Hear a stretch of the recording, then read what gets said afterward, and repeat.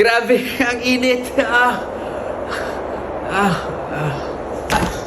Maalis na ako baka malit na ako sa duty. Sige anak, ingat ka. Bye ma. Papa! Anong nangyari sa'yo? Anak, ang init masyado. Ang sakit ng ulo ko.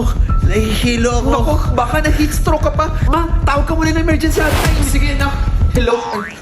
Hello? Emergency lang po. Pa, dadalhin mo na kita sa bahay dahil sobrang init dito. Anak, nasaan ako? Pa, nasa bahay ka na. Disoriented si Papa, masakit ang ulo at nahihilo. Senyalis ito ng heat stroke. Ang init ng balat at hindi pinagpapawisan. Ang bilis ng pulso. Ang bilis din ng paghinga. At may pagsusuka din. Mukhang heat stroke na nga talaga to. Pa, bubuhusan lang kita ng malamig na tubig ha.